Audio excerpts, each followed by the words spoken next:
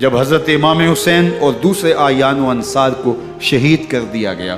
تو ان کے سر نیزوں کی نوک پہ چڑھا دیے گئے۔ حضرت امام حسین کا کٹا ہوا سر اور باقی 71 افراد کے کٹے ہوئے سر نیزوں کی نوک پہ، اور 10 سواروں کو ابن سعد نے کہا کہ ان کو رون دو، اور گھوڑوں کی ٹاپوں تلے حضرت امام حسین رضی اللہ تعالیٰ عنہ اور ان کے آوان و انصار کو جو ہے وہ روندا گیا، حتیٰ کہ ان کی استخوان مبارک، ان کی ہڈیاں بھی چور چور ہو گئیں۔ روننے سے قبل ان کا لباس اتار لیا، ان کے کپڑے اتار لیے گئے۔ اللہ اکبر، کیسی دردناک گھڑیاں تھیں۔ یزید کا صرف یہی بد کرداری کا مرحلہ نہیں تھا، اس کربلا کے صحرا کے اندر یزید نے جس طرح امام حسین رضی اللہ تعالیٰ عنہ کو شہید کیا اور حضرت امام حسین کے خاندان کو شہید کیا، جب مدینہ المنورہ پر یزید نے مسلم بن عقبہ کو مقرر کیا، جس کو بزرگوں نے مصرف بن عقبہ کہا ہے، تو اس کو کہا 3 دن تک مدینے کا حرم تمہارے لیے حلال ہوگا، جو چاہو تم کرنا، اور شامی فوجوں کو اجازت ہوگی۔ تو وہاں بھی انہوں نے 10,000 تابعین اور 700 صحابہ کو شہید کیا۔ حضرت ابو سعید خدری رضی اللہ تعالیٰ عنہ گھر سے باہر نکلے، کافی بوڑھے ہو چکے تھے، تو انہوں نے حضرت ابو سعید خدری کو پکڑ لیا، کہا تم کون ہو؟ کہا مجھے ابو سعید خدری کہتے ہیں۔ تو کہا ہاں تمہارا نام سنا ہے، اور داڑھی سے پکڑ کے کھینچا اور کہا کہ ہے تمہارے پاس جو ہمیں دو؟ تو کہا کہ میرے پاس تو کچھ بھی نہیں، میں تو فقیر آدمی ہوں۔ تو ان کے گھر ان کو لے گئے، تو 2 کبوتر رکھے تھے حضرت ابو سعید خدری نے، تو وہ کبوتر لوٹ کے لے گئے۔ اللہ اکبر۔ حضرت ابن سنان رضی اللہ تعالیٰ عنہ کو، جو حضور کے علم بردار تھے فتح مکہ کے دن، ان کو ستو پہلے پلائے اور پھر ان کی گردن کاٹی گئی، اور کہا یہ ہیں وہ ستو جو تم زندگی میں آخری بار پیو گے۔ ایک گھر میں داخل ہوئی شامی فوج، تو ایک خاتون کے ابھی بچہ پیدا ہوا تھا، اور قابلہ نے، دائیا نے وہ بچہ ماں کی چھاتی پہ لٹایا، اور وہ ماں کا پہلا دودھ پی رہا تھا۔ تو یہ جا کے کہنے لگے نکالو تمہارے پاس جو کچھ ہے۔ تو اس خاتون نے کہا تم جانتے ہو یہ بچہ کون ہے؟ تو انہوں نے کہا ہم نہیں جانتے۔ کہا یہ حضرت ابن ابی کبشہ انماری رضی اللہ تعالیٰ عنہ کا بچہ ہے، اور یہ وہ صحابی ہیں کہ جو بیت الشجرہ کے موقع پہ حضور کے ہاتھ پہ بیعت کرتے ہیں۔ انہوں نے اس چیز کا لحاظ نہ کیا، کہا جو کچھ ہے وہ ہمیں دو، ورنہ تیرے بچے کو نہیں چھوڑیں گے۔ تو ماں بچے سے مخاطب ہو کے کہتی ہے، ابھی بچہ پیدا ہوا ہے اور ماں سے پہلا دودھ پی رہا ہے، کہ بیٹے اگر میرے پاس کچھ ہوتا، وہ قیمتی سے قیمتی چیز بھی ہوتی، تیری جان کے لیے قربان کرتی، لیکن اس وقت میرے پاس کچھ ہے نہیں۔ تو ایک شکی آگے بڑھا اور بچے کو ایک ٹانگ سے پکڑ کے کھینچ کے دیوار کے ساتھ پٹک کے مارا، جس سے دماغ کا بھیجا نکل گیا۔ کیا کیا زیادتیاں نہیں کی۔ 700 صحابہ حرہ کے واقعہ میں شہید کیے یزید نے، اور 10,000 تابعین شہید کیے۔ مسجد نبوی میں ممبر رسول کے ساتھ گھوڑے باندھے، اور وہ ممبر رسول اور مصلی رسول کے قریب لید کرتے رہے۔ حضرت سعید بن المسیب فرماتے ہیں میں نابینا تھا اور حضور کے روضہ انور کے پاس بیٹھا تھا، اور یزید کے سپاہی آتے، جو بھی مسجد میں نظر آتا پکڑ کے لے جاتے، مجھے نابینا سمجھ کے چھوڑ دیتے، لیکن میں پریشان تھا کہ ظہر کا وقت ہوگا، عصر کا وقت ہوگا، مغرب عشاء کا وقت ہوگا، نہ اذان نہ اقامت نہ جماعت، تو کیسے مجھے پتہ چلے گا کہ نماز کا وقت ہو گیا، اور کیسی میری نمازوں کا کیا بنے گا؟ میں اس فکر میں بیٹھا تھا۔ لم ازل اسمع الاذان والاقامت من قبر رسول اللہ صلی اللہ علیہ وآلہ وسلم۔ فرماتے ہیں جب بھی پھر نماز کا وقت آیا، گنبد خضرا سے اذان کی بھی آواز آئی، اقامت کی بھی آواز آئی۔ 3 دن تک مسجد نبوی کے اندر گھوڑے بندے رہے، اور مدینہ کی حرمت پامال کی۔ مدینہ کے گھروں کے اندر یہ بد کماش داخل ہوئے، اور جو بدکاریاں انہوں نے کی، کلیجہ منہ کو آتا ہے۔ 1002 شیزائیں ان بدکاروں کی بدکاریوں کی وجہ سے کنواری حالت کے اندر حاملہ ہوئی۔ 3 دن تک مدینے کا حرم انہوں نے پامال کیا، اور پھر مکہ المکرمہ میں کعبۃ اللہ پر گولے برسائے، اور کعبہ کا غلاف جل گیا۔ وہ تو یزید مر گیا، اور حضرت عبداللہ ابن زبیر رضی اللہ تعالیٰ عنہ نے اپنی خلافت کا اعلان کیا۔ یزید کے یہ کرتوت تھے،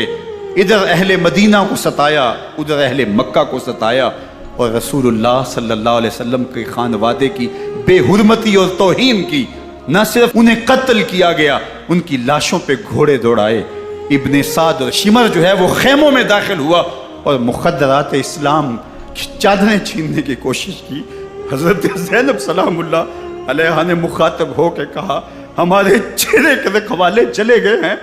ظالم تو خیال نہیں کرتا ہم رسول اللہ کی بیٹیاں ہیں۔ حضرت شہربانو،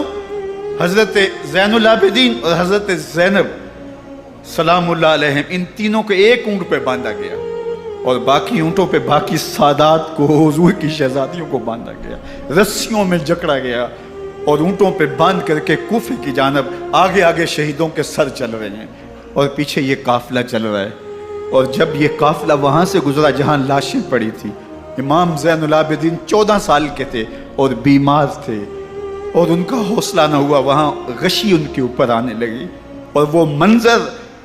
ابن کثیر نے، باقی لوگوں سب نے لکھا ہے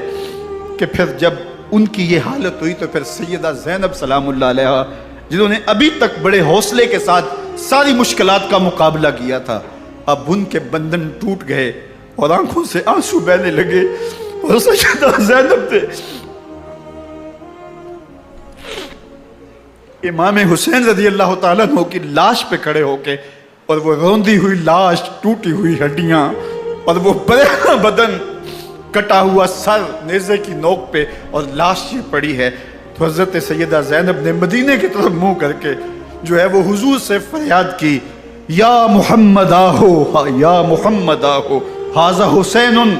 بالآراء مزمل بالدماء، یا محمد آہو بناتوں کا سبایا۔ یا رسول اللہ، اے پیارے آقا، یا جدہ ہو، اے ہمارے نانا محترم، یہ دیکھیے آپ کا حسین پڑا ہوا ہے، بدن سے کپڑے اتار لیے گئے، خاک ہوائیں اڑا رہی ہیں اور اس کے اوپر چادر جو ہے وہ مٹی کی پڑ گئی ہے، حضور آپ کی اولاد کاٹ دی گئی، اور پھر کہا بناتوں کا سبایا، حضور دیکھیے آپ کی بیٹیوں کے ہاتھ باندھ دیے گئے ہیں، اونٹوں پہ کس دیا گیا ہے، سر شہیدہ آگے آگے چل رہے ہیں اور حضرت سیدنا امام حسین کا آگے آگے سر ہے۔ راستے کے اندر ایک جگہ آئی، رات گزری اور ان کو اتارا گیا۔ رات کا موقع تھا، ایک خاتون آئی اور اس نے کوئی کھانا پیش کیا ان کو اور کہا کہ میں کسی زمانے میں حضرت سیدہ فاطمہ تو زہرا کی نوکری کیا کرتی تھی، ان کی لونڈی تھی، ان کی کنیز تھی، اور آج مجھے پتہ چلا کہ آپ لوگ گزر رہے ہیں تو میں نے کہا کہ میں اپنی مخدومہ کے خاندان کی خدمت کروں۔ اور پھر اس نے کہا کہ اس وقت سیدہ کی گود میں ایک 6-7 ماہ کی بچی تھی جس کو زینب کہا کرتے تھے، تو سیدہ زینب نے کہا کہ اماں اگر پہچانتی ہو تو وہ یہ تاراج اور لٹا ہوا کارواں پھر وہاں سے کوفے میں کیسے پہنچا، اور کوفے کے اندر سیدہ زینب سلام اللہ علیہ نے وہ یزید کے دربار میں، ابن زیاد کے دربار میں وہ جرأت آمیز جو باتیں کہیں، اللہ اکبر، زینب کی زبان میں علی کی خطابت بول رہی تھی، اور پھر دشمن اور دوست سارے رونے لگے، اور وہ کیا دل گداز منظر تھے، اور پھر یہ سروں کا قافلہ اور سادات کرام کا مشکیں کسی ہوئی ہیں اور اونٹوں پہ باندھے ہوئے،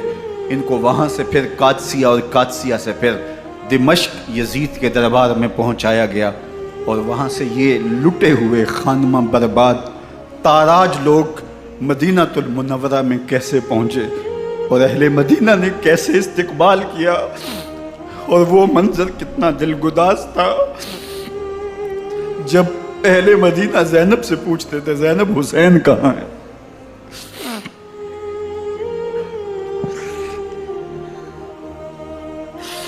بے مروت بے وفا تیرا بھی کیا افسانہ ہے،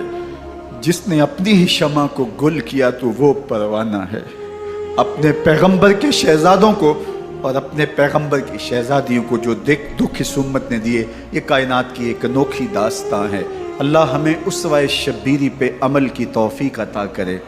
اور ان کے نقوش پاک کی برکتیں دے، اہل بیت کی محبت ہماری روحوں میں جذب کر دے، اور جس عظیمت کے ساتھ، جس حوصلے کے ساتھ انہوں نے دکھوں کو جھیلا، جو دہکتی آگ کے شعلوں پہ سویا وہ حسین، جو جواں بیٹے کی میت پر نہ رویا وہ حسین، جس نے سب کچھ کھو کے کچھ نہ کھویا وہ حسین، مرتبہ اسلام کا جس نے دوبالا کر دیا، خون نے جس کے دو عالم میں اجالا کر دیا، جو کہ سوزے غم کو سانچے میں خوشی کے ڈھال کے، مسکرایا موت کی آنکھوں میں آنکھیں ڈال کے۔ اے حسین ابن علی تم پر سلام، نازش آل نبی تم پر سلام۔ ذرا میرے ساتھ یہ پڑھ لیجئے، اے حسین ابن علی تم پر سلام، نازش آل نبی تم پر سلام، تم پہ لاکھوں رحمتیں لاکھوں سلام، اے شہیدان محبت کے امام،